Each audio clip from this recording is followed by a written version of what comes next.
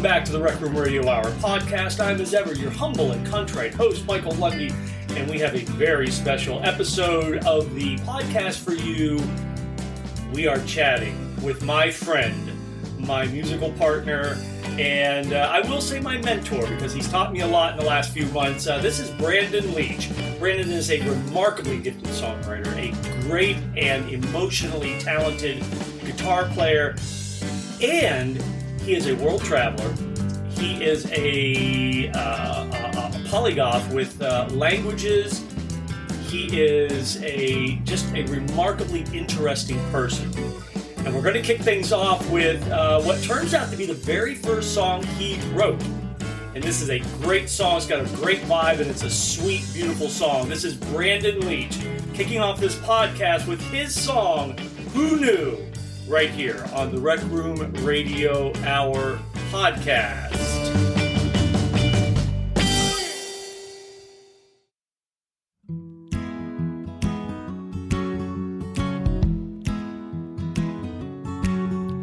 It's early in the morning and I'm thinking about you.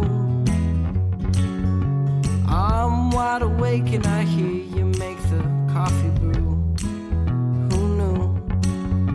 Love is in the air today. Please let this feeling stay. Who knew I'd be with you?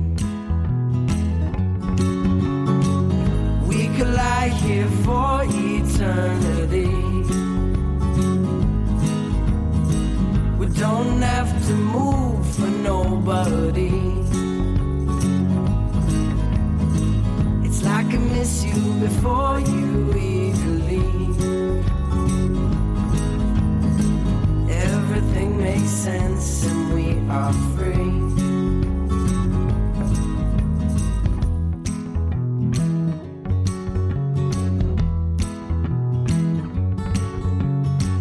I wanna hug you from behind. Baby, you're mine. I know how it makes you giggle and smile. The way you laugh makes my heart skip a beat. Every single day you look more lovely. We could lie here for eternity. We don't have to move for nobody. It's like I miss you before you even leave.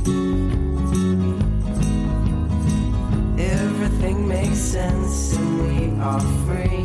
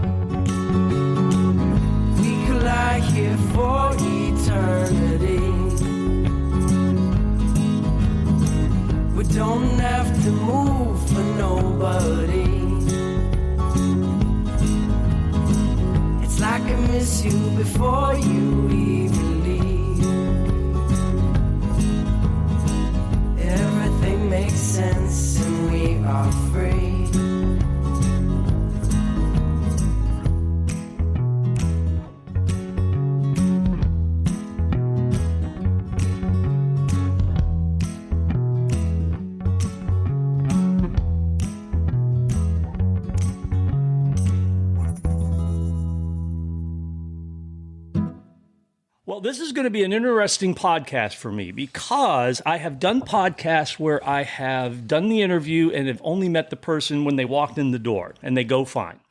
And I've done podcasts with people that I've known, kind of peripherally, and so this is probably the first interview where someone that I know really well and work with.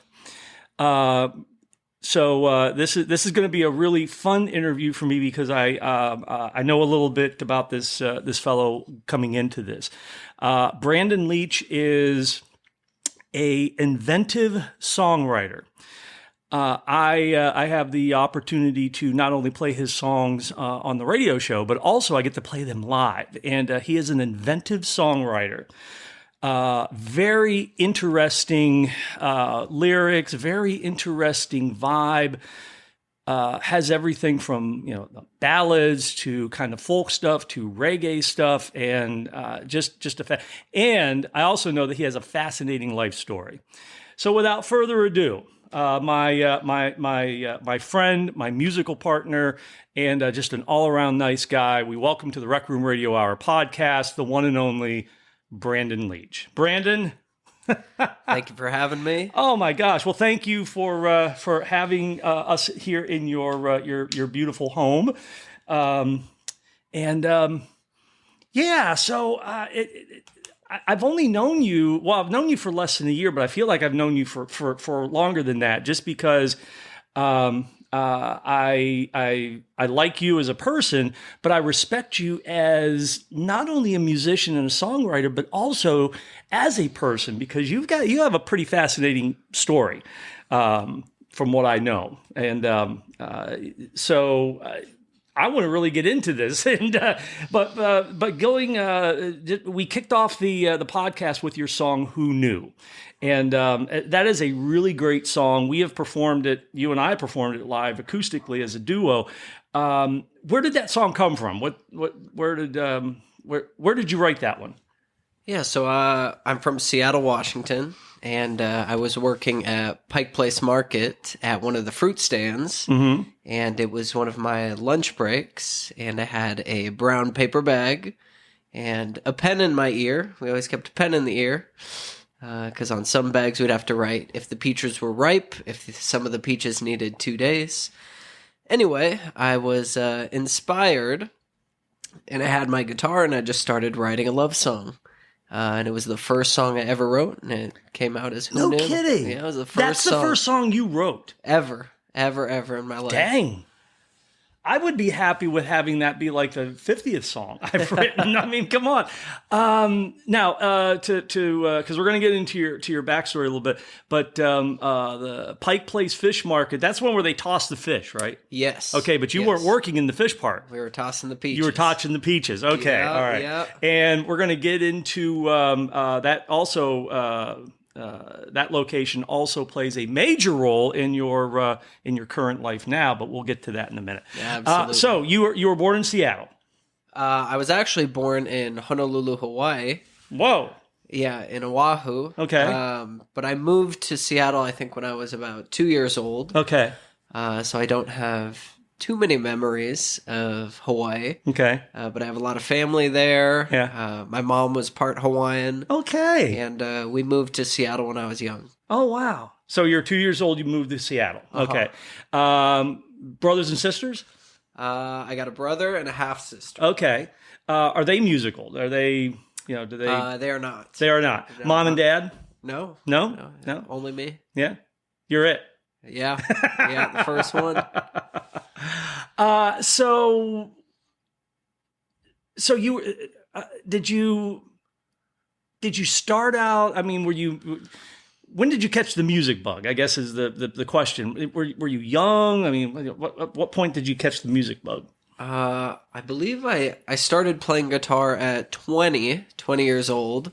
It's a few years and ago you're only now. 25 now, so you've only been playing for 5 years. So I wish 32. No. Oh, I wasn't fishing for your age, but so but that's it. You've been playing guitar for only 12 years. Yes. Wow.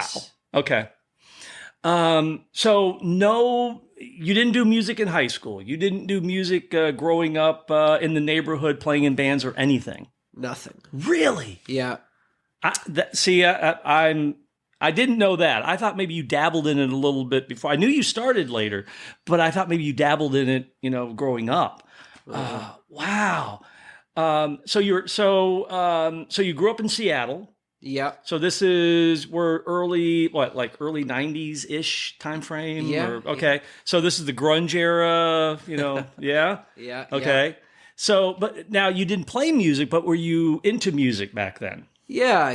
I would say I was going to shows and gigs and But just as an audience member, as an observer, you weren't like playing or anything. Yeah, right? it wasn't until my second year of college that I picked up a guitar. Wow.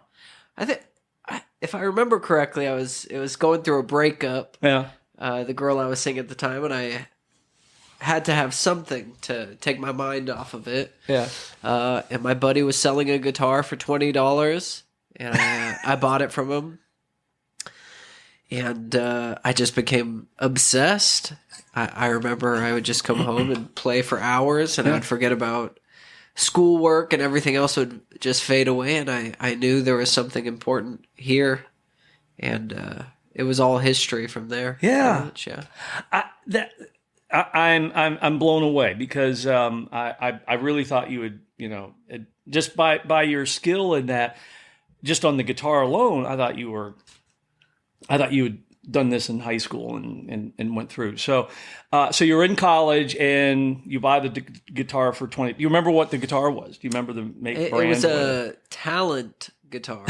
Oh my gosh. It was like a piece of garbage. Yeah. It was a really bad guitar. The action was super high. Yeah. It was painful to play, but it really helped me, I think, when I would play quality guitars. Yeah. I was so used to playing this, bad guitar that everything else felt easier after that.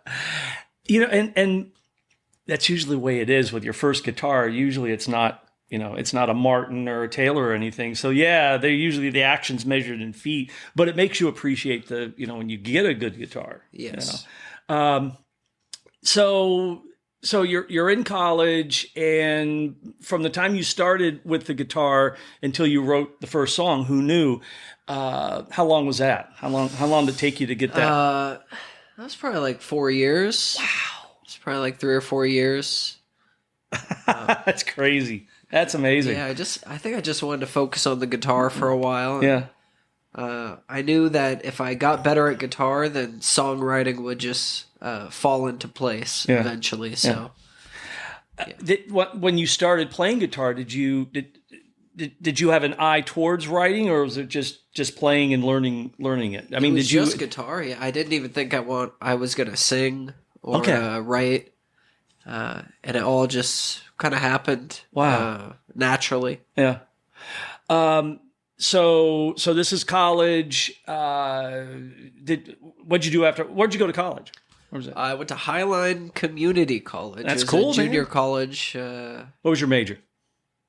Couldn't even tell you. I got an associate's degree, and I went there to wrestle. I was a wrestler, and they had a good wrestling team. So I think I got a partial scholarship back then. And I wanted time to think about what I wanted to do, and I'm grateful I went that route. Yeah, because it led me to India. Okay, all right. So I'm glad that you segued us into this. So when you graduated, or when you finished with your associate's degree, you didn't stick around, did you? Yeah. Yeah. Okay. So tell us how you did the whole world traveling thing, because that is just absolutely fascinating. Well, I started traveling when I was 17. I remember it was like a few months before Christmas, and my parents were like, "What do you want?" And I just said, "I want to go to Thailand. I want to go to Thailand. I don't know why, but I want to go to Thailand." And they were like, "Yeah, that's cool." So we looked up some guided tours, and there was a company based out of the UK. So they signed me up for a month-long excursion through Thailand for my Christmas/graduation gift. And this is you going by yourself at 17 for a month to Thailand? Yeah. Wow. So tell me about that, because that's... Well, that changed my life a bit. I mean, it was eye-opening, and I was able to be in a lot of uncomfortable positions and try new foods and see a different culture. And explore a distant land, and it felt like I was packing in years of education for just a traveling excursion. It was a really beautiful experience. Yeah, a month. Yeah. In Thailand, 17 years old by yourself, man. I salute you. That's pretty cool. And I was there was other people that were on the excursion, but Now, were you based out of one city and then like traveled and did tours, or did you? Yeah, we started in Bangkok on Khao San Road. Okay. Then we went all over the place. We went to Koh Samui, Koh Phangan. We went to Chiang Mai. We went all over the country. And it's a beautiful country.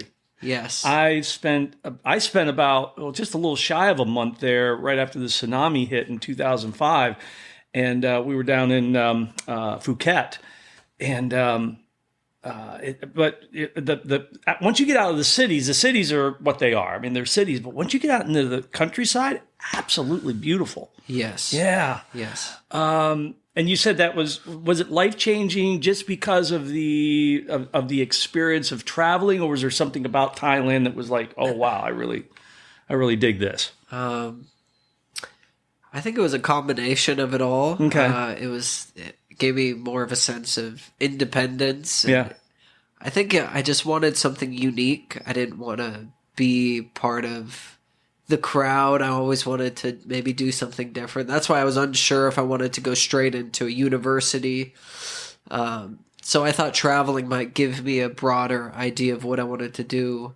But I was also surrounded by people older than me that I think helped mature me in certain ways. And also being uncomfortable, getting sick in a hotel that's on the side of the road in Koh Samui, and then having a lot of issues that were going on. Losing your wallet, getting your camera stolen. Ooh. All of the things that, maybe traveling might bring to you that you would look at a negative. I tried to look at it as a positive. These are things where I can learn from and say good, You lose your wallet, good. It's an opportunity to exercise patience. And that's how I looked at traveling, and it really brought a lot of hardships as well, but a lot of really cool friendships. Did you? Was there any time when you lost your wallet, cameras? Was there ever a time when you said, "Why the f did I do this?" Yeah. Okay, I'm actually surprised that you would. Yeah, okay, because you're a pretty positive person. Yeah, I mean, there was a lot of times in Thailand because it was. I mean, I was so young. Yeah. And I hadn't traveled really before that, but there were times where, you eat a certain street food and your bowels don't agree with you. And I remember I was in a temple somewhere. It was like a Buddhist temple, and I had to go really bad. And the bathrooms in those temples are horrible. It's like a hole in the ground, and it's been used by, hundreds of thousands of tourists or whatever, whoever's going in there. Yeah. And I just had to find whatever I could to use to clean it up, clean myself up. Oh, and man. That was a moment where I looked around and I was like, what am I doing here? So that was interesting. Wow. Okay, so you spend a month, you come home. Now, had you graduated high school, 17, or are you going back? I think it was right after I graduated. Okay. I think it was like a graduation gift. Okay. Wow.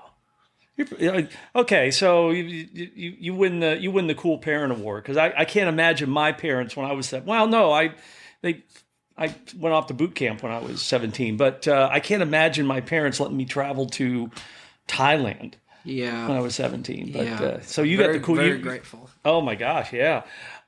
So you come back from Thailand, then what? What was after that? I was like 18. Well, I think I went to Highline to wrestle. Okay. And I went there for a year. Okay. 2 years in total, but I went for a year, and then me and my friend Micah, we booked a flight to Peru. For 50 days, and we had zero plan. We had a couple backpacks. He played the washboard, the instrument, the washboard. Yeah. And I probably knew like 3 chords on the guitar poorly, and we went there. But I did a year of wrestling at Highline first, and Okay. I learned a lot there as well. Yeah. But not as much as you would learn in Thailand or Peru for 50 days. So you just took off with no plan and you went to Peru. Yeah, we worked at UPS for that year. I was a package handler, and we saved just enough money, and we booked 2 flights out to Peru. Oh, crazy. So your big travel, Thailand and Peru at this point. Yeah. How would you compare the two? I've never been to Peru, so I hadn't. Well, Were you more? It sounds like it was less structured in Peru. it was less structured. That's true. Yeah. And Yeah. I think Thailand gave me a good starting point for my traveling. I think Thailand is a good first place. Okay. I don't know about anymore, but back then it was a really good place to have your first travel. And Peru was a little. Why was that? Why do you think that? I think it was very backpacker friendly. There's a lot of accommodation. People are super friendly. They are. It was cheap at the time, and probably still cheap.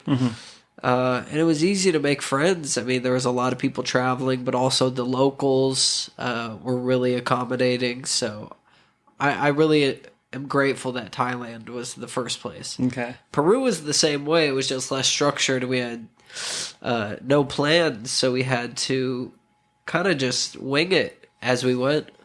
Wow. I'm going to add another description into my little quiver of adjectives about you. You're brave. I don't know that I could just take off and go to Peru with a backpack and a guitar and a washboard and my best friend and do that. So Peru for 50 days. You took your guitar with you? No, I bought one there. Oh, you bought one there? Yeah, Okay. Yeah. A Peruvian guitar, was it? Yeah, You know? nylon string, Oh, okay. Spanish guitar. Oh, okay. Yeah. The other thing I was going to ask you about Thailand. I can't imagine you not. I already imagine the answer to this. Did you prepare by learning some of the language, or did you learn it as you went? As I went. Yeah, Really? I just learned phrases here and there, words. Okay. But I wasn't into languages back then. Even in Peru, I didn't speak any Spanish. Oh, wow. Where now I can get by pretty well. Yeah. But Thailand, I learned the basics. Yeah. You learn Sawadee Kap, Sawadee Kap. Yes, I remember that. Kap Kun Kap. Kap Kun Kap. Yes. But it's gendered, so the women say Kap Kun Ka, and then the men say Kap Kun Kap. Yeah. Yeah. Yeah. Yeah. Wow. So after Peru, you come back. Did you go back to Highland and finish that second year? I finished that second year. I wanted to do an associate's degree. I don't know, just to say I did it. Get some paper, I guess. Yeah. And I had friends there, and I wanted to wrestle and challenge myself, so I did that. Now, were you on a scholarship because of wrestling, or? Yeah, it was. I forget the percentage. It wasn't huge, but they paid for some classes. Yeah, cool. Wow. So you finish up there, and then what? India. Okay, tell me how. India. So did you just decide and just go? Well, there was an initial trip. I think somewhere between Peru and going back to Highline, I went to India. Oh, okay, all right. So Peru, India, and then went back. I'm trying to think of At some point, I did a month in India with my friend Rama, and at his gym, I messaged him on Facebook and asked, "Hey, could I come stay in your gym in India? I'll buy a ticket there if you could just feed me and help me." And he was like, "So how did you meet this person that you're able to just message him and say, 'Hey, can I come over?'" He was one of my middle school wrestling coaches. Oh, no kidding! An Indian guy, and he moved there to open a gym. And I had seen a post or something, and I was like, "That sounds cool." let's do that. And he said, sure. And Wow. then I booked the flight and I went for a month. And then came back, and I think that's when I finished the second year. And the whole time I knew I wanted to go back to India. Wow. So then that was what happened. Okay. So finished Thailand, got your piece of paper, and then went back to India. How long did you stay there when you went back? 1 year. No kidding. Yeah, a year. Where in India? Bangalore. Okay. I am not even familiar with the geographic south. Okay. All right. And what did you do there for a month and then a year? What did you do? Yeah, I coached wrestling at Fitness Fight Club, which was Are you allowed to talk about Fight Club? Oh, this Fight Club, yeah. Okay, all right. I wanted to make sure there's no rules. It's been long enough. Okay, all right. There's no statute of limitations now. No, Okay, we're good. We're all good. Good. But there were fighters there. There was families, college kids, high schoolers. It was a mix. But there was different classes. So I had the wrestling class. But this is also where I started jiu-jitsu. Okay. So they had a jiu-jitsu class. I would take that. They had Muay Thai. They had boxing. And the students would just come during the time slot. And you would teach them how to fight. Yeah. So language, though. I mean, did you learn as you were going, or did you learn before you went, or how'd that work? I learned phrases as I went. Okay. Yeah. I would love to learn Hindi. Yeah. I'd love to learn Thai, all of them. Yeah. But Spanish first. I'm going to focus on Spanish.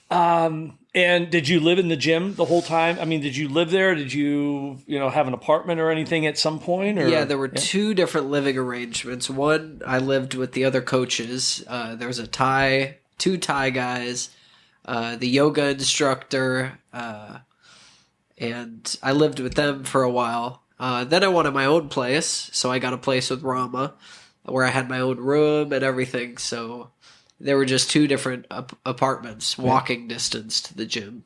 Fascinating. Oh my So every day we just walk to the gym, get a chai tea on the way there, or a little coffee. And their coffee is all like espresso, basically, but it's like less strong espresso. Okay. So interesting. the portions typically are small. Wow. It boggles my mind that you were there for a year and lived there and not only coached wrestling but then learned jiu-jitsu did you?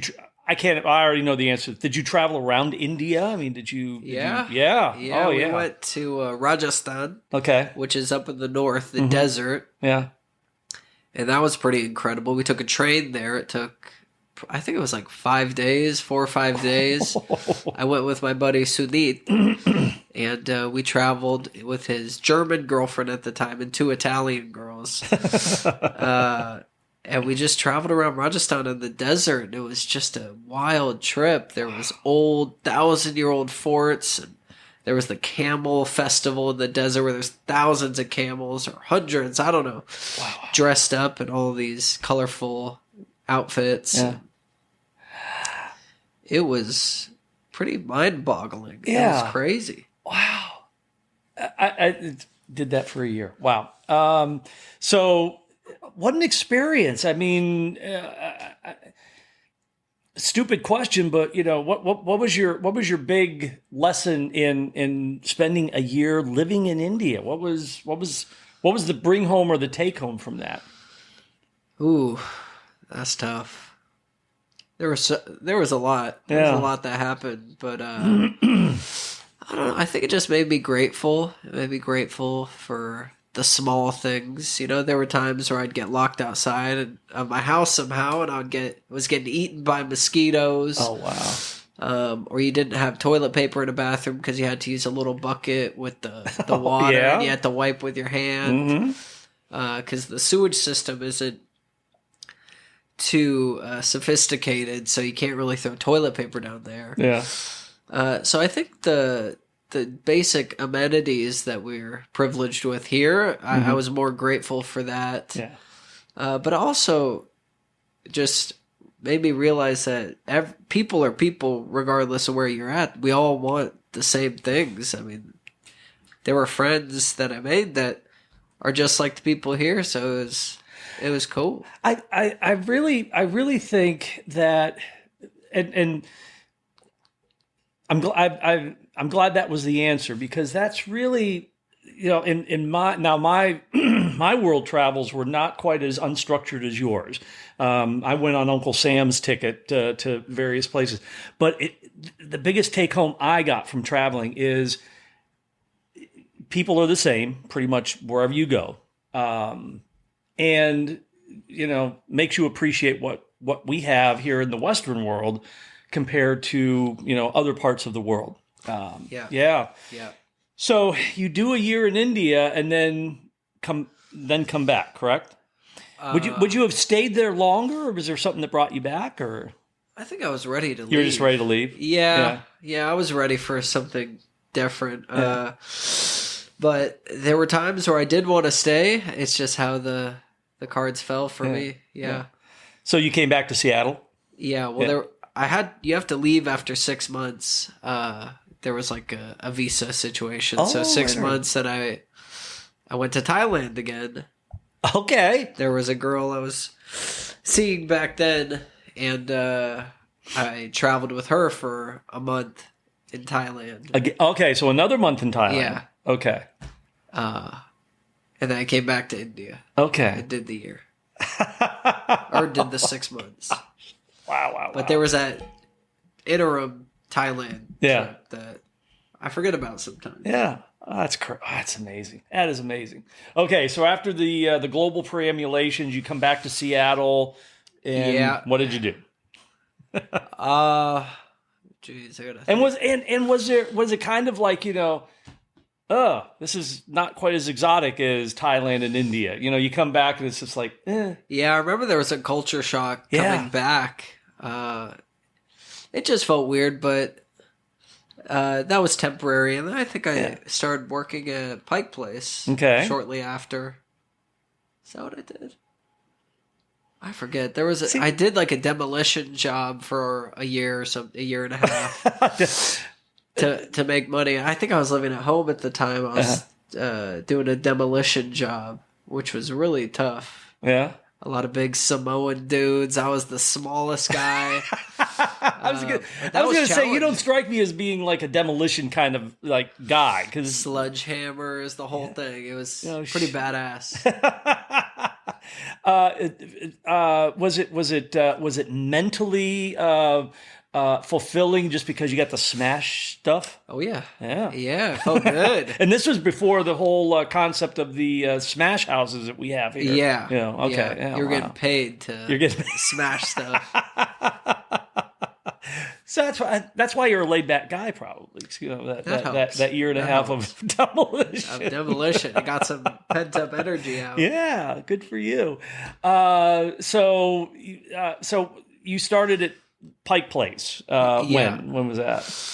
I must have been like 23, 22. Okay. Something like that. Now, was there any traveling before the demolition in Pike Place, or was that kind of led into the other? Because Pike Place is kind of where it sounds like you had written that for a song, and so we'll kind of use that as a linchpin. So no, I think that was. I don't think there was anything else. I gotta think though. I don't see. You're not that old, but you've had such a full life that it's like, oh man, I gotta think about when this happens. Yeah.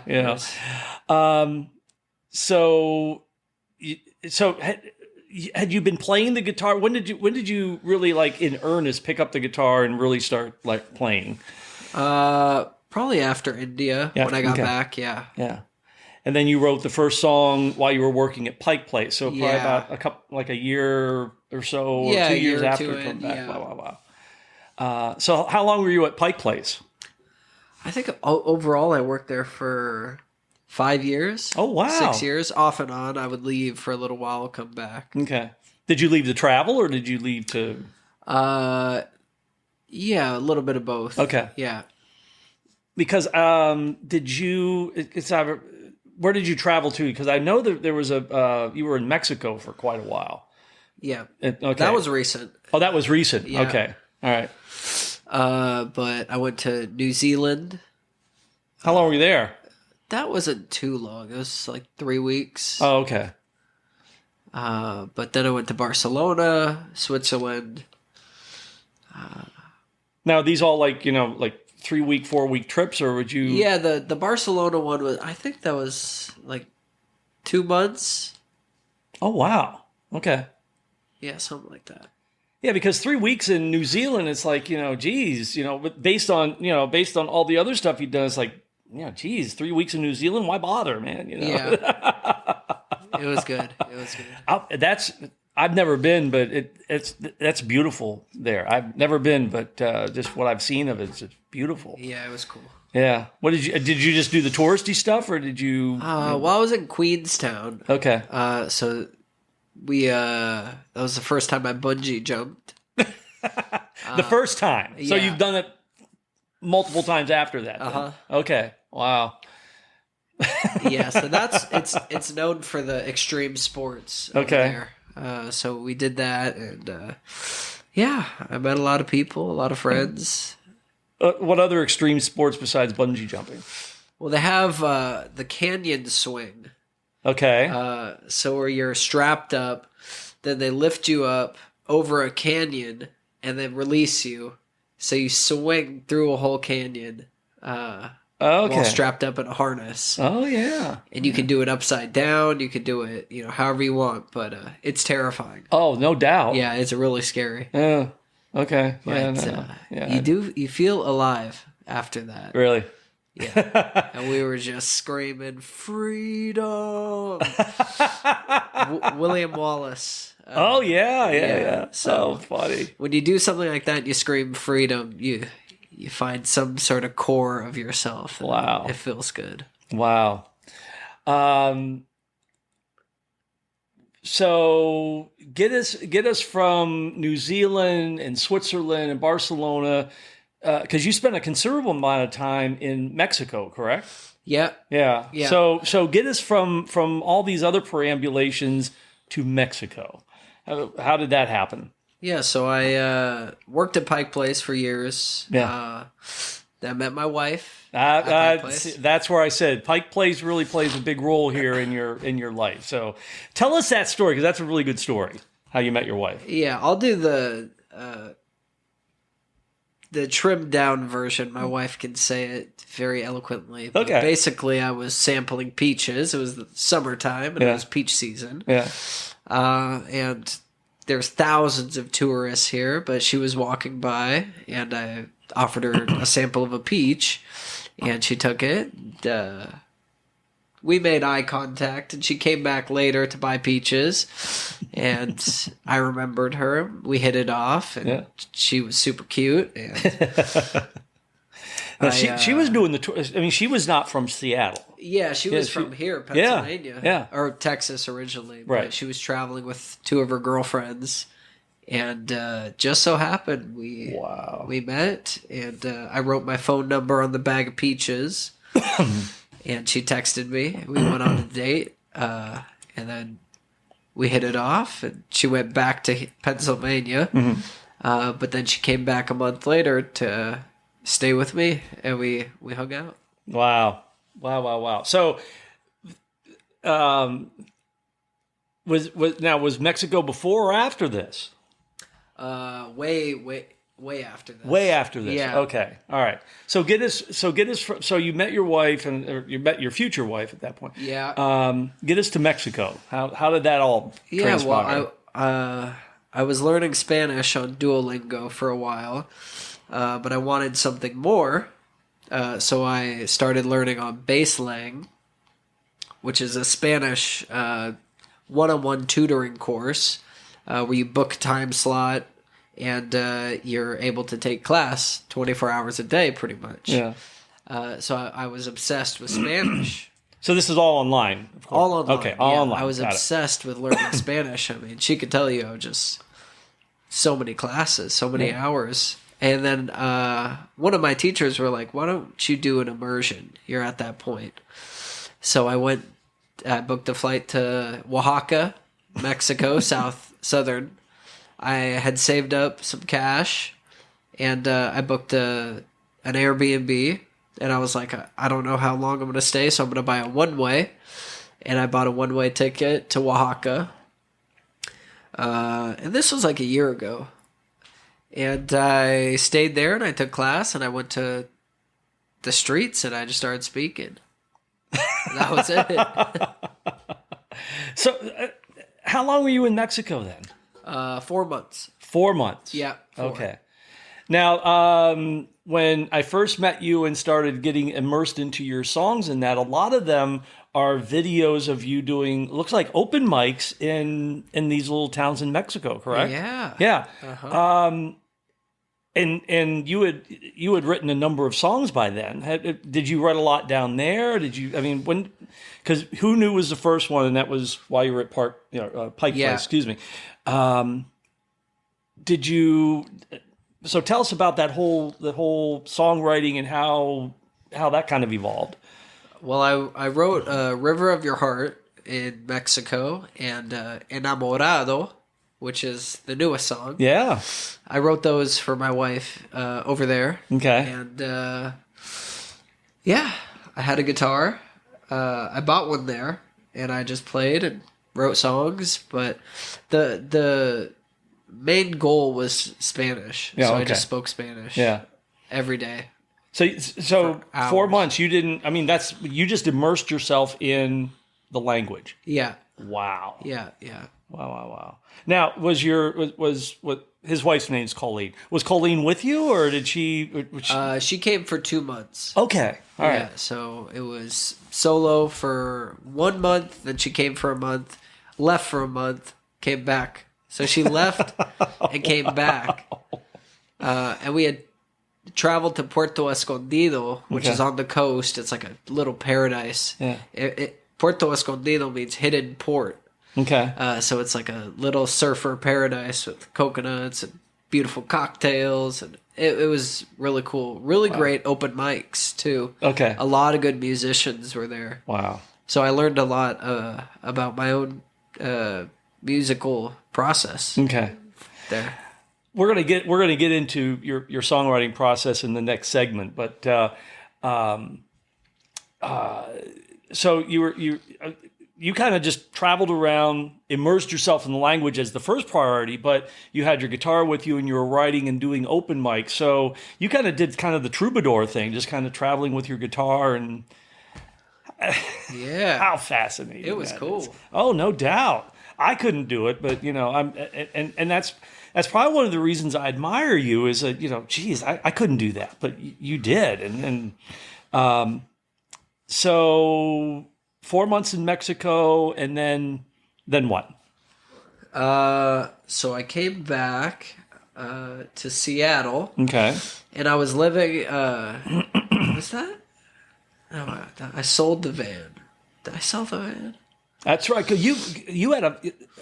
Did you live in the van while you were at Pike Place? Yeah. Okay, because you lived in a van in Seattle. Yeah. So when I met my wife, I was living in a van. That was one reason I knew she was the one. She didn't run away after that. She was like a musician living in the van, selling peaches. As long as it wasn't a van down by the river, I think you're probably okay. I think the van down by the river may have been the deal breaker. Maybe Yeah, I don't know. It was a van down by the ocean.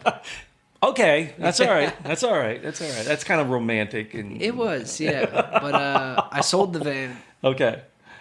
Just out of curiosity, what kind of van was it? A 1981 Westphalia.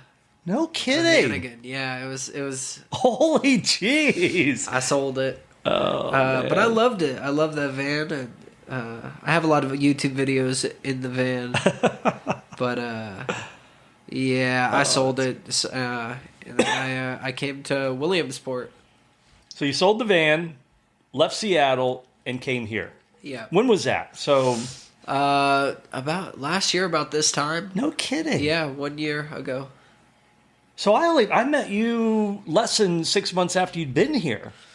Because we met like in January, February, I think, around that time frame. Yeah. Wow, I didn't realize that you would. And dumb question, I already know the answer to this, but what brought you to Williamsport from Seattle? She did. Yeah. That was it. I was ready for a change, and I wanted a smaller city, so I came here. It's a heck of a lot smaller than Seattle. Yeah. Now, were you playing music in Seattle when you came back from Mexico? Were you playing music and doing open mics or? Not really. No, Not at that time. Okay. So, and the songs that are on Spotify, Queen of the Jungle, Intergalactic, and that. Did you recorded those in Seattle? Yeah. Okay. Yeah. How many songs did you record there? I mean, most if not all of them. All of them there. All of them. Was it like spaced out, or did you like record them all like in a? It was spaced out. Oh, Yeah, okay. over years for sure. Yeah. The EP, that was all in probably a few weeks span. Now, were you in a band at that point, or? This is my first band. Oh, really? Yeah. So and there's a couple cover, or there's one cover song, Sublime's. What I got. Yeah, and it's like multi-camera and all that. I thought that was your band because there's a drummer in there, and you're doing all the. Did you do all the guitar parts? Yeah. Wow. All the guitar. Yeah. So the rest of the band were they just session guys, or were they friends, or they're friends? Okay. Yeah, but session. Okay. Wow. Because that's quality. I mean, the recordings are quality, but the videos, at least for the one that's like multi-camera, it's like, holy geez, that's. Because when I first met you and I went back and looked at those, like, geez, this guy's like a professional musician. I was like, I'm not sure he's going to really want to hang out with us slugs, but he did a good job. I'd say I'm okay spending money on things like that. Yeah. That's why it looks that way. Yeah. I know if I did it myself, it wouldn't look that way. I want to focus on the music aspect and let other people do the editing and the engineering. And we're going to talk about that in the third segment, but that's one of the things that I've learned from you is where to prioritize not only your time but your investment, your money in that. That's one of the things I've learned from you. Yeah. In this very short time that we've worked together. So you're in Williamsport, and take us up to now. Been here for about a year, and take us up to now. Yeah, it's been a pretty beautiful experience. I mean, I've made a lot of friends. I got into archery, so I've been shooting bows a lot. I got into jiu-jitsu again. I was rolling for a while. We got our home spa. We're putting it together. Well, you got married too, so that's important. You guys, that's a huge thing, man. We got married in May 9th, and that's my wife's birthday as well. So we got married. So you got married on her birthday. So our anniversary is her birthday. I did not know that. Yeah, pretty cute. Yeah. Yeah, now I have a huge family out here. And you drug your dad out here. My dad is out here now. He just got a house, so we're growing. So you're kind of immersed now into Williamsport. Yeah. Thankfully, I'm glad. Have you played? Have you done any open mics or any gigs here? Prior to us meeting, because I know you've done some since we've gotten together. But were you doing anything here? No. Really? No. Okay. So my question is, and you may, and if you don't have if you don't have enough background to answer the question, that's cool. But what's the music scene like here compared to like Seattle? Bigger city. There's a whole lot of history in the Seattle music scene. But what's your impressions of comparing the two, or can you compare the two? Well, I think Seattle, there's just more bars that you can play at. There's more venues. There's more options. Yeah. But to fill up your schedule, I mean, Williamsport has more than enough open mics and opportunities to play. Mm-hmm. But yeah, they're about the same. Yeah. I mean, you do one open mic circuit, you see all the same people, you hear all the similar songs. I mean, people are getting their drinks. It's all the same thing everywhere. I mean, it's just like traveling. You go to one bar, you see them all, kind of thing. Yeah. This is fascinating because usually with the podcast interviews with musicians and that, a lot of it is, oh man, I started when I was, start playing when I was 10 years old. And I didn't realize you had come into this so late, but I mean, you have packed a lot into your 32 years. I'm always singing your praises, but now I have a little bit more ammunition to fire these praises at people about you. One of the first songs that I remember immersing myself into after we met and kind of formalized everything was Queen of the Jungle. Where did you write that? That was in my apartment in Seattle. It was by Pike Place. Okay. All right. And I wrote that on a paper bag as well. Do you still have the paper bag that you wrote it on? I don't think so. Oh, you should have kept that in the archive. Yeah. It could be somewhere. Yeah. But I wrote that there. I remember chatting with it. I don't know if you were working or if we had met there, but we were chatting at Buzzsaw, the coffee shop there at the Pajama Factory. And I don't know if it was somebody that you knew, but she knew you. And she started talking, and she said how much she loved Queen of the Jungle. And I'm like, dang, nobody's ever come up to me and said they love, like a stranger come up to me and said, that's got to be like so enriching. And just, how cool is that? Yeah, I'm grateful. Yeah. I forgot about that. Oh, no, I have never forgotten that people about listen that. to your songs and like them. And I think it was always important to just write something that I would want to listen to first. Yeah. Well, let's listen to it because there's a couple things I want to talk about the lyrics of Queen of the Jungle. And I think you have, correct me if I'm wrong, but I think you had referred to Queen of the Jungle as like, my greatest hit or something like that. Yeah. It's popular. It is very popular. And it's a fun song to play, not only to listen to, but also to perform live. So without further ado, this is Queen of the Jungle, Brandon Leach. And we're going to come back after we listen to this and chat a little bit about the lyrics and then talk about what he's up to now and some other stuff. So let's listen to Queen of the Jungle right here on the Rec Room Radio Hour podcast.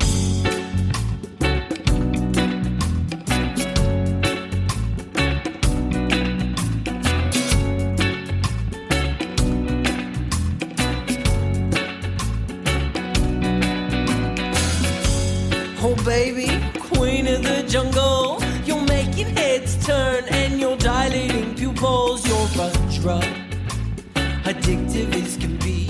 The walk of a cat and the sting of a bee. Oh,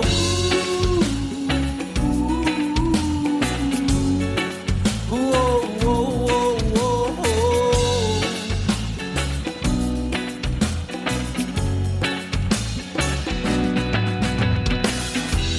Oh yes, and now you found your king. Maybe someday he'll put on a ring. She said, baby, walk me to the stream. The snakes and the spiders, they give me bad dreams. We go, oh baby, queen of the jungle. You're making heads turn and you're dilating pupils. You're a drug, addictive as can be. The walk of a cat and the sting of a bee. Oh,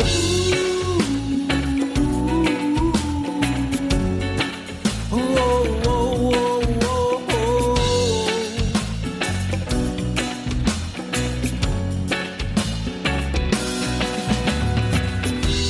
He complied with everything she said. Soon that king became another severed head. The story of the king is honest and it's true. It could happen to me. Oh, here we go. Oh, baby, queen of the jungle. You're making heads turn and you're dilating pupils. You're a drug, addictive as can be. The walk of a cat and the sting of a bee. Oh,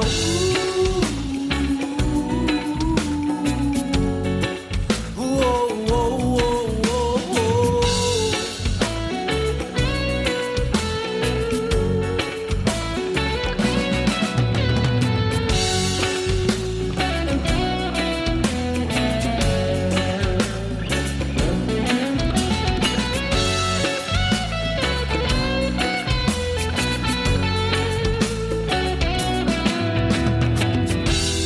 Let us sit back and reminisce. The lost and lonely king who wanted one last kiss. He fell prey to seduction firsthand, and now there's a new leader of this land. We go, oh baby, queen of the jungle. You're making heads turn and you're dilating pupils. You're a drug, addictive as can be. The walk of a cat and the sting of a bee. The walk of a cat and the sting of a bee. Oh.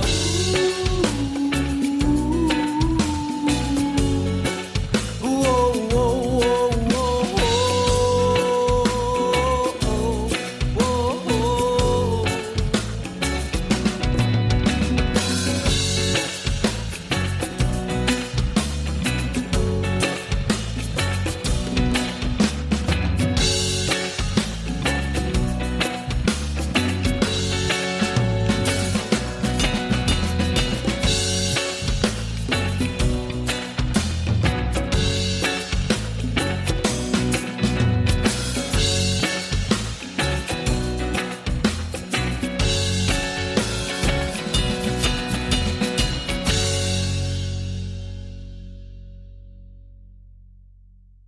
Queen of the Jungle, and not only does that have like this, and one of the other things that when, well, I'll get into that in a minute. Queen of the Jungle, reggae vibe, which cemented my admiration of you, is just that reggae vibe.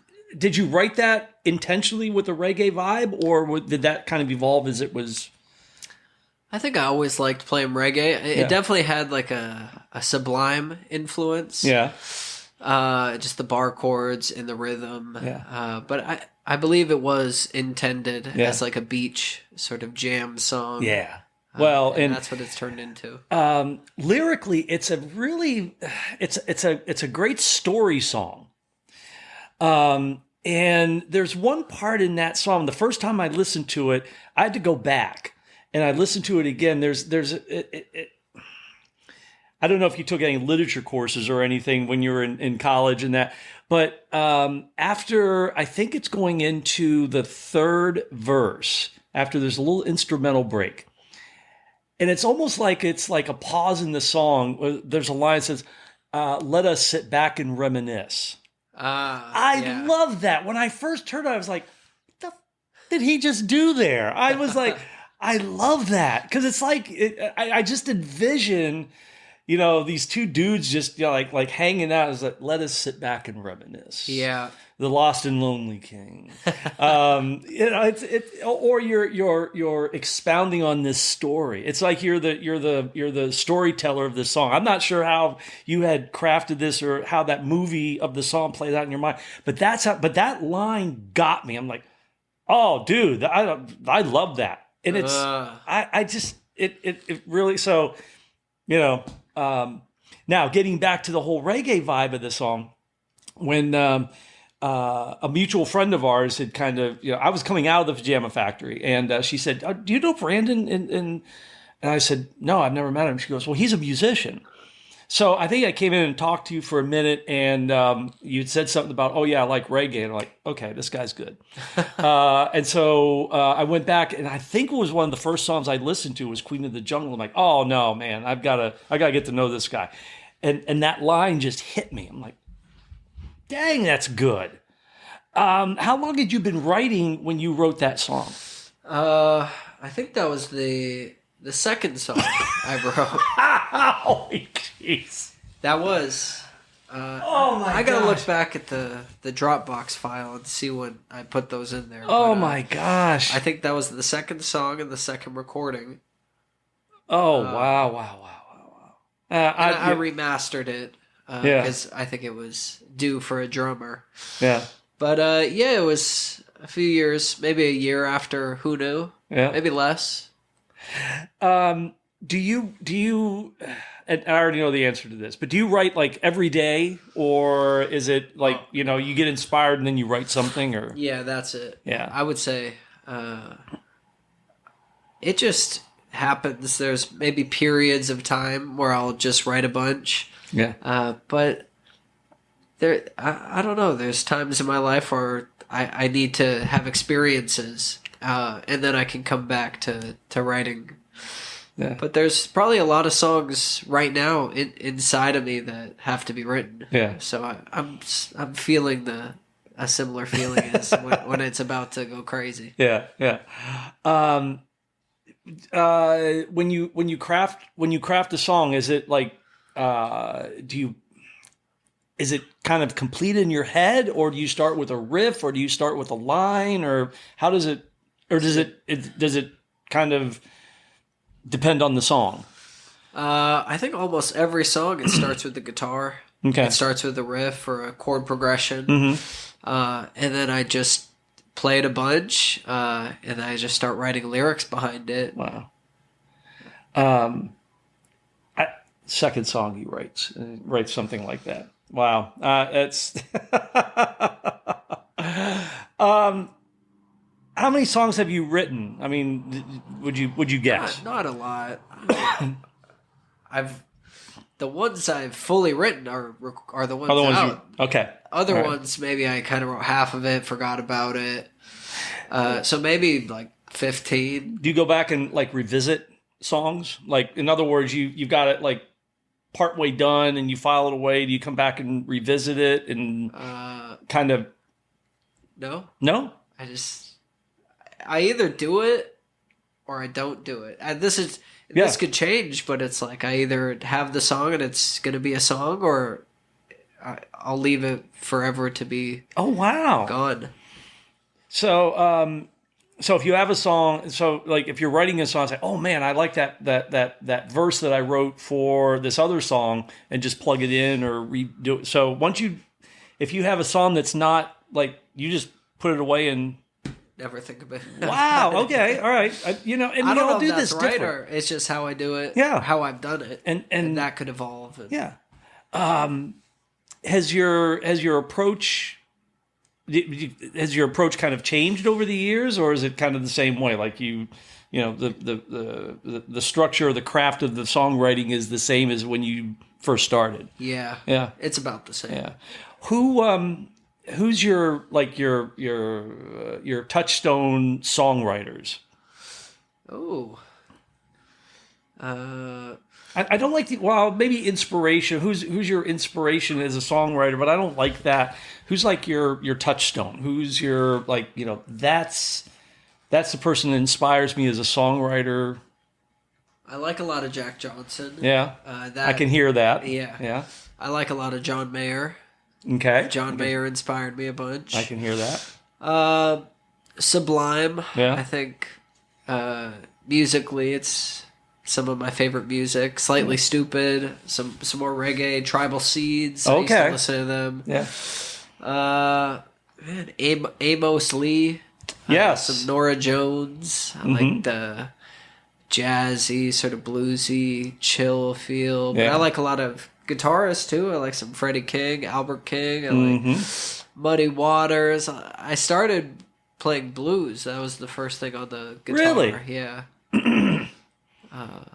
But yeah, Howlin' Wolf. Now this is great because I'm learning some stuff. I didn't know you were reaching back to the old school blues guys. Yeah, I like that. I really like that. Oh, okay. Well, that opens up a whole. I'm like, this opens up a whole new door here. So I didn't know. I didn't know you reached back to the to the old school stuff. The Howlin' Wolf and the. Muddy Waters and that. Wow. Okay. But I can hear a lot of your touchstones in your songs, but they're uniquely you. But the other thing I admire about your songwriting is it's diverse, but there's a vibe to it that's yours. The songs are kind of diverse. Some are ballads and a little more up tempo reggae stuff and that. But without sounding too cliched, I can tell it's you when I hear them. So I take that as a compliment if you want. But That's it's good. yeah. I admire you as a songwriter and as a crafter of songs, that you take all that stuff and you can hear it, but they're uniquely yours. I guess that's kind of what I'm getting at. So we're kind of in the what are you doing now? We talked about, so you've got a pile of songs rolling around in your head. What else is going on with you?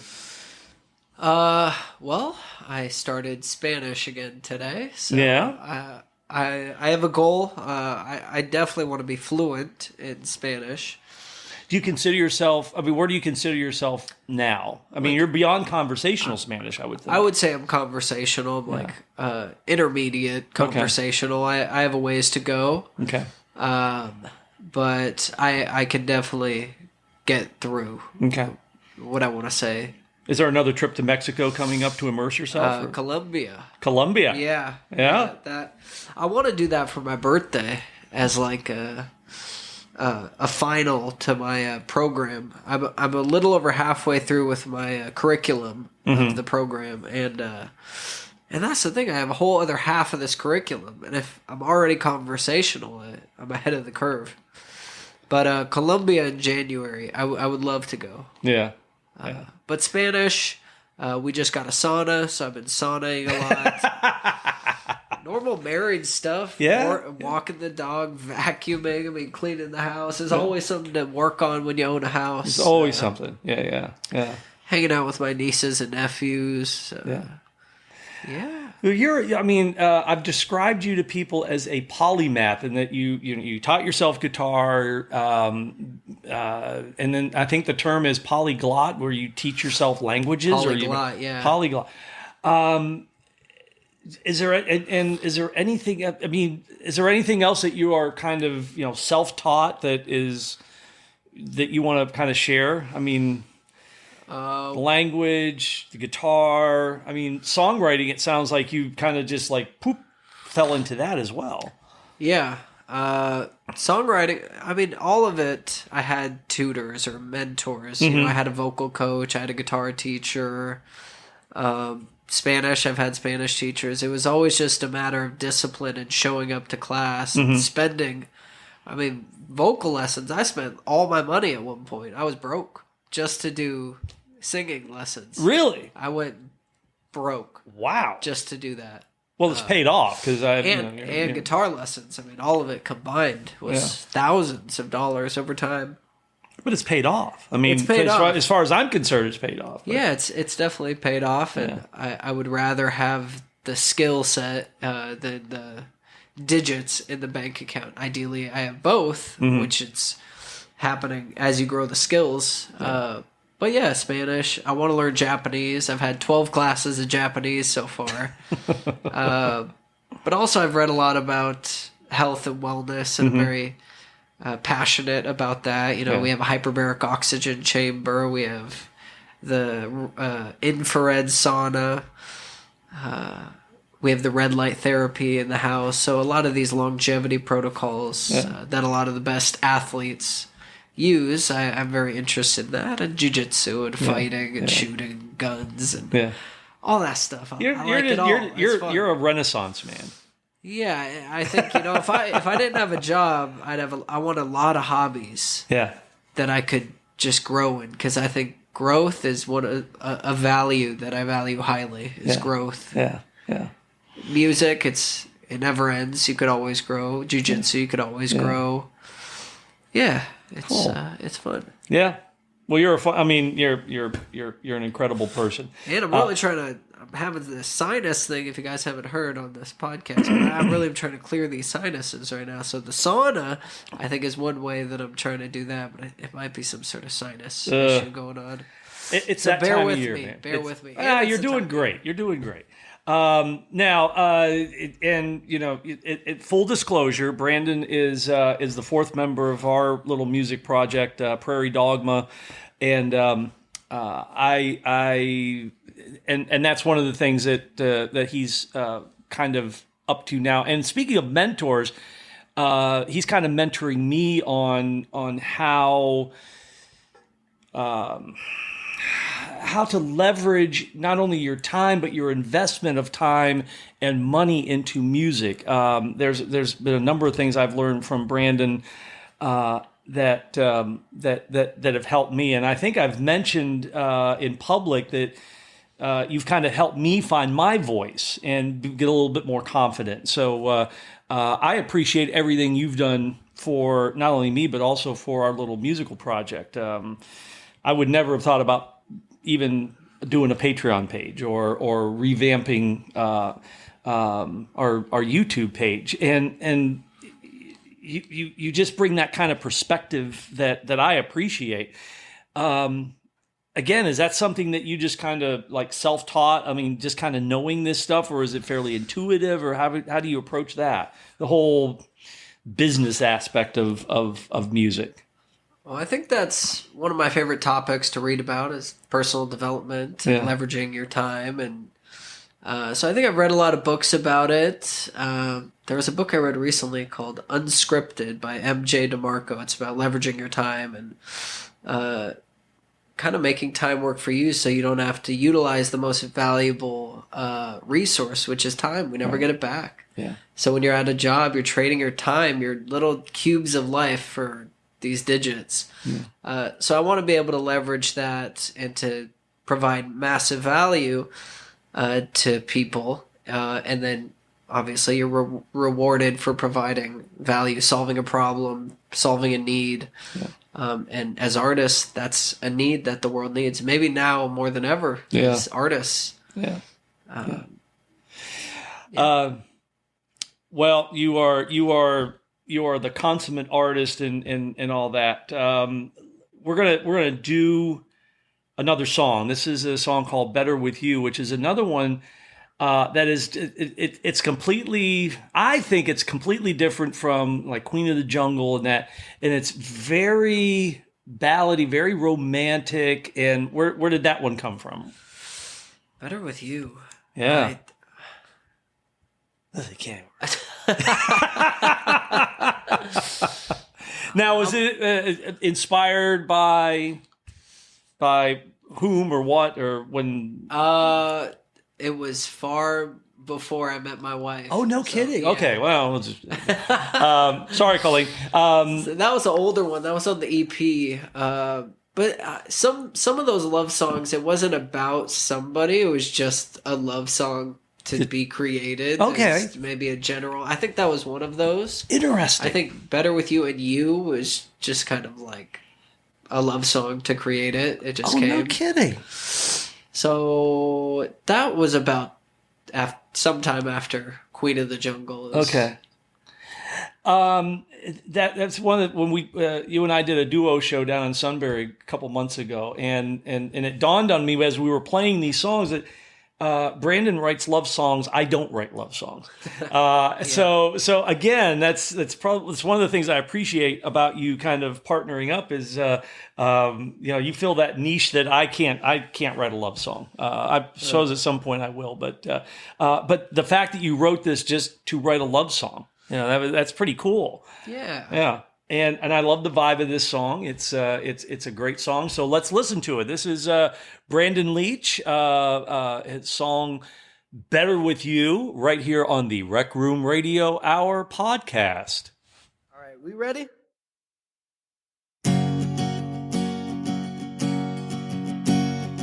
Let's go back in time, my baby. I will show you love. Back to when things were simple,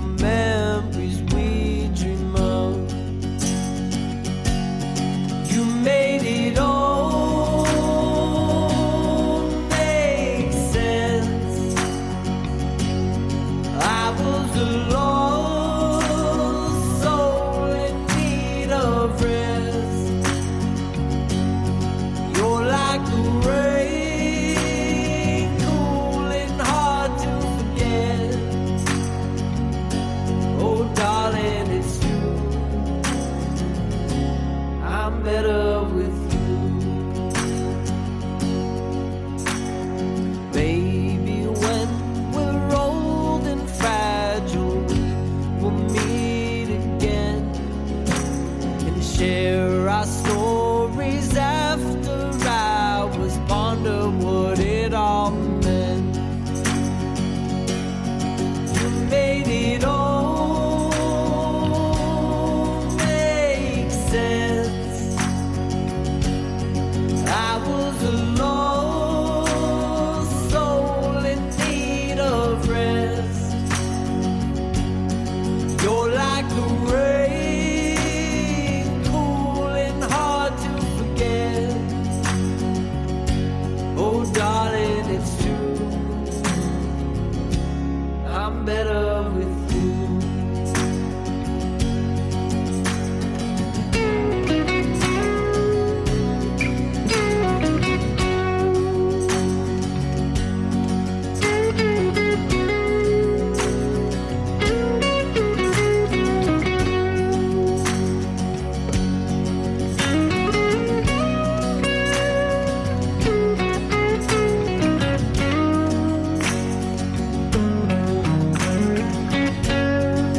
Made it all make sense. I was a lost soul in need of rest. You're like the rain, cool and hard to forget. Oh, darling, it's true. I'm better with you. Oh, darling, it's true. I'm better with you.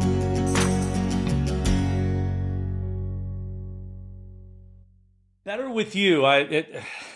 That's a great song. And I'm just like thinking, is like, this guy's like, the first song he writes is, Who Knew? And second one he writes is Queen of the Jungle. And it's like, man, I'm sometimes it's like, I just want to burn my notebooks and, just like, I can't compete. But great. I mean, it really is. So we talked about what you're doing now. You've got some stuff coming up, the songwriter showcase coming up later on this week at the Back House. Anything else that's like musically coming up or personally coming up or just something that you want to share? Well, I do have the new song Enamorado. Yes. Which means it's basically like in love, to be in love. Okay. Enamorado. That's coming out on Patreon in 2 or 3 days. 3 days, I think it is. 3 days and change, if I remember. 3 days and change. Yeah, so that's coming out, which I'm very excited for. Where did you write that one at? That was in Mexico. That was down in Oaxaca. Okay. In a little Airbnb. I remember I wrote it while my wife was getting ready. We were going to go out. Yeah. And I was just sitting on the bed, and I wrote that song for her. Look at you. Sitting on the bed. Oh, man. While she was getting ready. Good for you. Now, was that recorded in Seattle? Or? Yeah. Yeah? Yep. Same kind of thing. Like you did all the guitar work and friends. Yeah. Then I had a drummer. I think the engineer was the bass. He did the bass on it. Yeah. It was just me and 2 other guys put that together in one session. No, really? Yeah. Did you track everything, or did you just play? Did you play it live and then go back and track other things? I think we tracked some other stuff. Yeah, we pieced it together. Okay. But I think the drums were with the guitar. Okay. So we played that together, and then we added the vocals. Yeah. In the booth. And full disclosure, I have not heard this song yet, but is it all in Spanish? Yeah. Is it really? Yeah. Cool. So that's my first one, all in Spanish. Hopefully it won't be the last. I want to keep it going. Yeah. Good for you. That's the big thing. Yeah. So you mentioned your Patreon page. Where else? What? Tell me a little bit about Patreon, because you kind of got me into the Patreon thing, and we've set up a Patreon page for our band. but tell me about Patreon and how you got into that, and what's in it for the audience if they decide to subscribe to a Patreon page, or particularly yours. Yeah. Yeah. Patreon, it's basically a subscription membership service. Mm-hmm. So your true fans, or people that really like your work and what you're putting out, they can subscribe $5, $10 a month. You could set the tiers.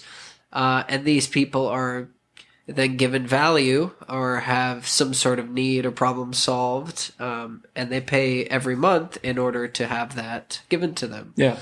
So in this case, it's behind the scenes. It's the making of Queen of the Jungle solo. It's songs that only you can see. It's signed merch. Yeah. I mean, you're getting travel videos. Maybe all the songs in Spanish will be on Patreon. Mm-hmm. Or you get, once a week live Q&A type of stuff. Yeah. So things that your true fans can support. And a lot of people want to support somebody who's doesn't have a record label or doesn't have a lot of capital. This is a way to gain that capital and to give value in return. Because you don't want to just ask for people's money. You want to over-deliver. So that's what you should do with the Patreon. Yeah. So besides Patreon, where else can they find your music? Yeah, you just type in Brandon Leach on all the streaming services, Spotify, Apple Music, YouTube. Yeah. Yeah, you can find all that. You can type in Brandon's Brain Spanish, and you can find my Spanish YouTube channel too if you want to. That's right, because you have your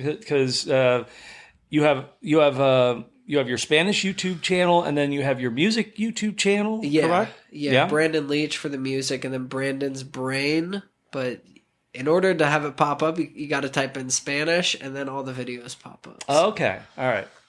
I will try. Well, I will. I'll link the Patreon and the YouTube channels to the podcast description, so that we can people can find your stuff really easily.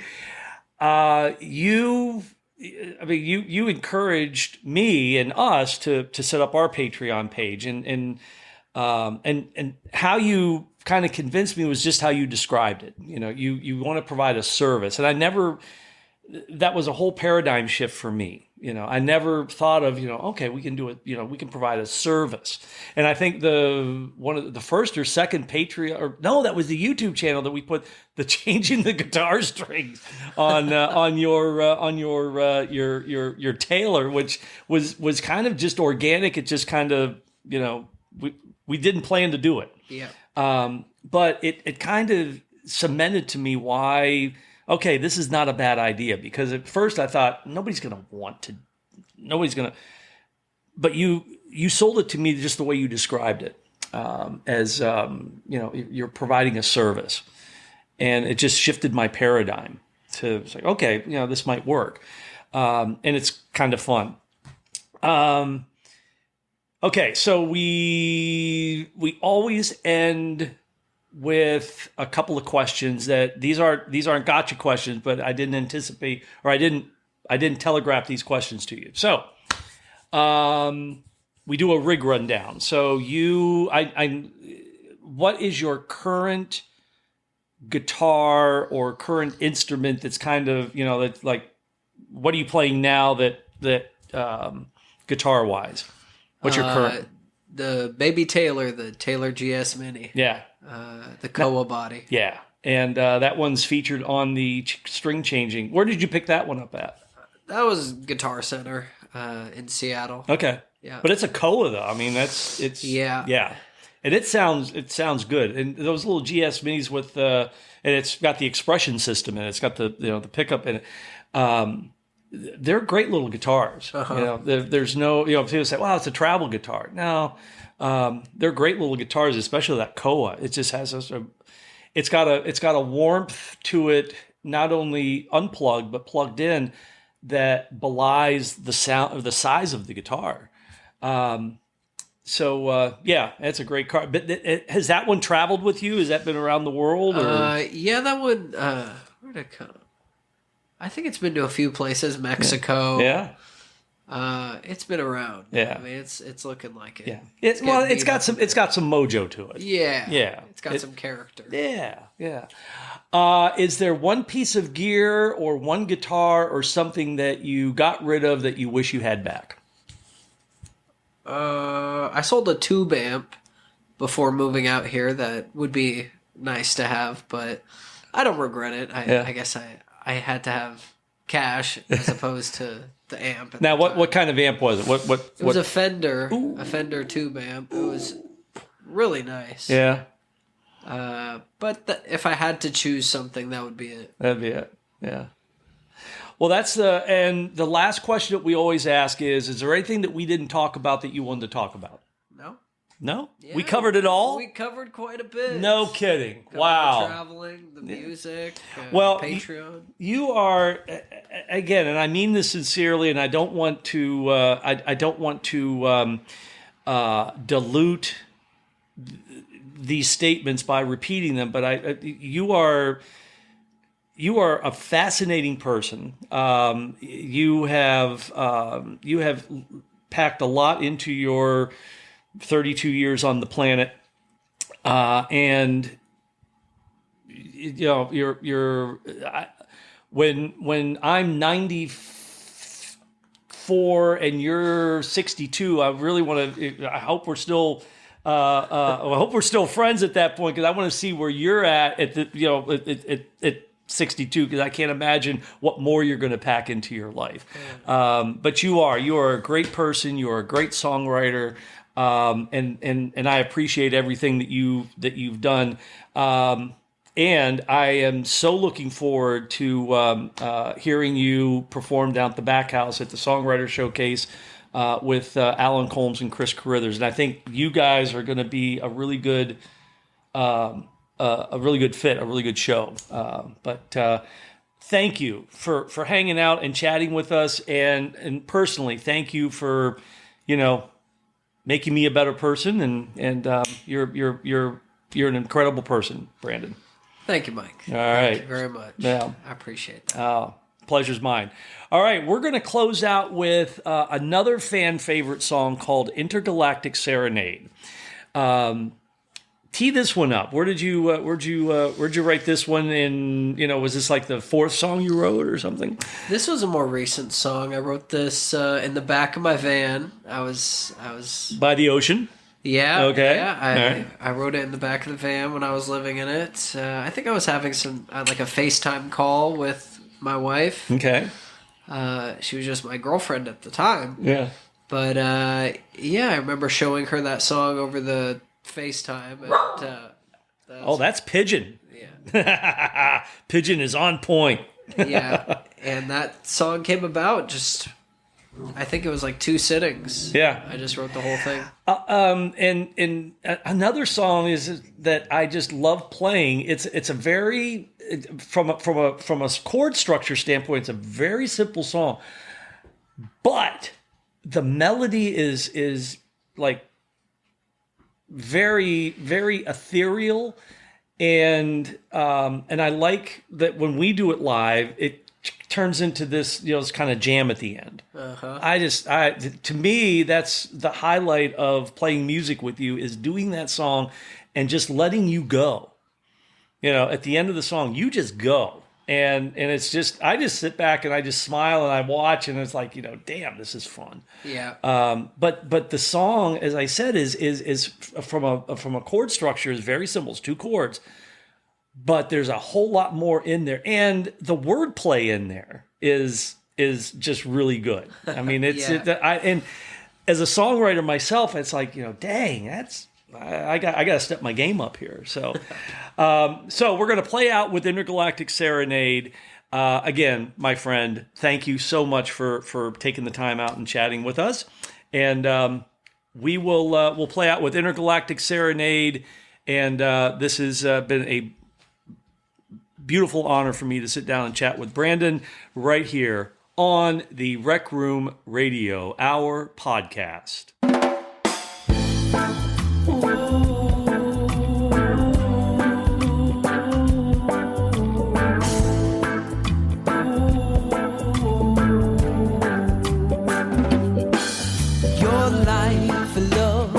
everything between. You're the cosmos colliding in the outer galaxy. Forgive me if I don't have the words to explain this intergalactic sensual plane.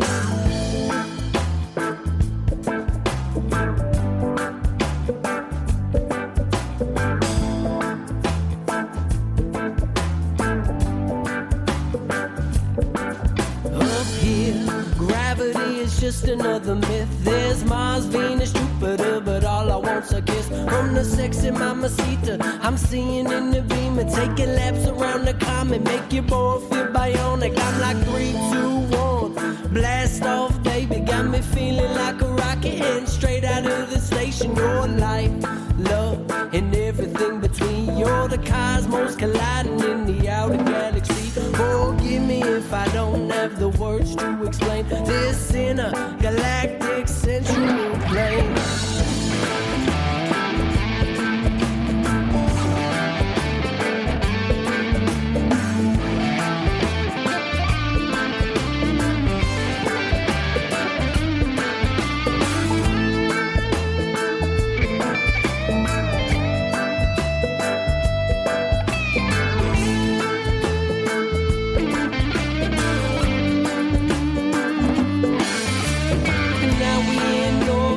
Soaking in the rays, in the planetary lovers from the Milky Way. Got a home set on Orion and the Dipper too. I'd fly across the ocean of stars to find you. Life, love, and everything between. You're the cosmos colliding in the outer galaxy. Forgive me if I don't have the words to explain this intergalactic sensual plane. Your life, love, and everything between. You're the cosmos colliding in the outer galaxy. Forgive me if I don't have the words to explain this intergalactic sensual plane.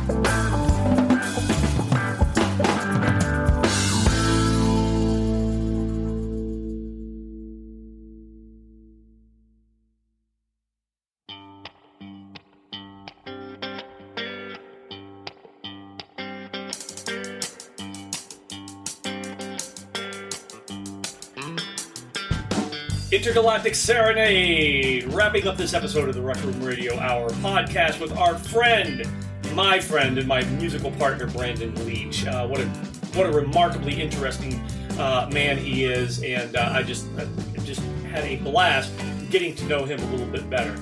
Hey, each week, the Rec Room Radio Hour radio show can be heard 6 p.m. on Tuesdays, 2 p.m. Monday through Saturdays, and 6 p.m. on Fridays right here on WXPI Community Radio 88.5 and the frequency modulation dial, www.wxpiradio.org. This podcast was recorded and mixed at Airline Studios for broadcast at this time. The entire production was supervised by Roxy, who's right here beside me. Thanks to the Clark McLean Band for allowing us to use their song theme. And until our next episode, ladies and gentlemen, boys and girls, friends and neighbors, please don't fret. Stay tuned and play nice. Hey, until we meet again, bye-bye.